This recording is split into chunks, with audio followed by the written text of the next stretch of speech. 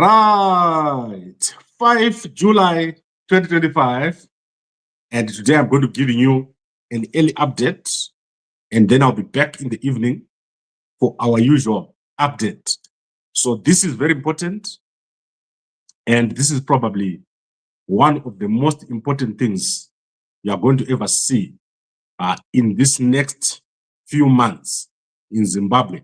So Zimbabwe is going through a very difficult time, and South Africa is also going through a very difficult time. So both countries are struggling to have a good relationship with the United States of America, and various efforts are being made from both sides to have a good relationship.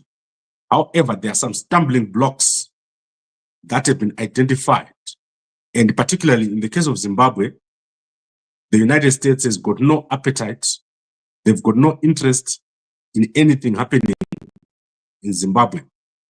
They see Zimbabwe as a basket case, a lost cause, and a country that has got no prospects. And they basically relegated Zimbabwe and said, we'll do nothing with Zimbabwe. We will not do anything in Zimbabwe until the situation is normalized. So what has happened is that a delegation has traveled from South Africa to the United States of America last week. They spent 14 days and they returned on the 1st of July. And they've produced the video, which I've put on Gambakwe, and a statement by the Americans. They've met a lot of people over there in the United States, including people in the White House, people in the Department of State, people in Congress, and also they've met a lot of think tanks. And the outcome of the discussion was that there's no appetite to deal with Zimbabwe, and they don't want Zimbabwe's minerals. So they don't want the minerals from Zimbabwe. They already have enough minerals. And the guys in the United States, they communicate very clearly. They don't go around the bush.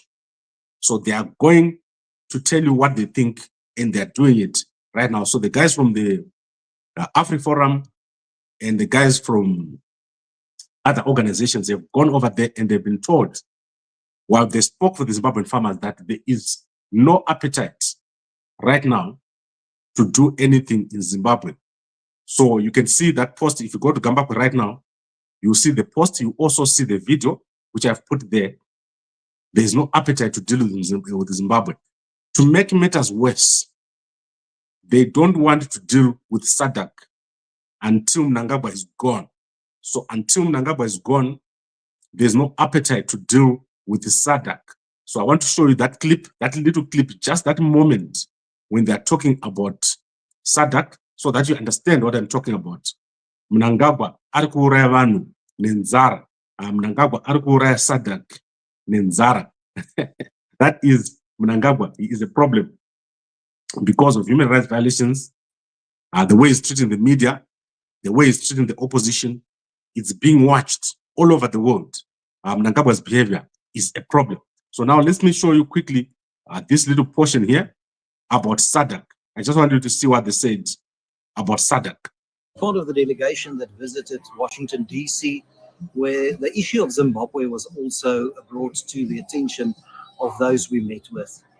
It was very clear that SAI represented and communicated the situation currently in Zimbabwe clearly to those officials we met with. But it became evident that Zimbabwe is not high on the agenda of the Americans at this stage.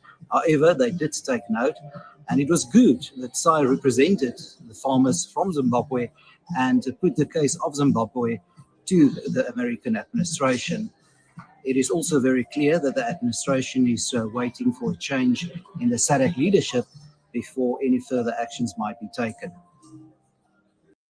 All right, so you saw it very clear, no questions about it. Mnangagwa is the problem, not only in Zimbabwe, but Mnangagwa is also the problem in SADC. So if Mnangagwa doesn't leave SADC, there will be a problem. So let me share with you the post that we have on Gambakwe so that you can see it. I don't think you have any doubt because it's right at the top. But let me share with you so that you can see what I'm talking about. Watch very carefully what is happening here.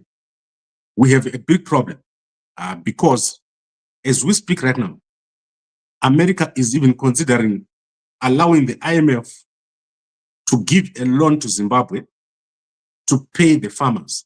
However, that loan won't go anywhere near Mnangagwa. The loan will go straight to the farmers. So watch very carefully. Mnangagwa's behavior and violation of human rights is not going unnoticed. It's being noticed everywhere. So be very careful. If you're Mnangagwa, I would be extremely careful. It's damaging what Mnangagwa is doing to our country.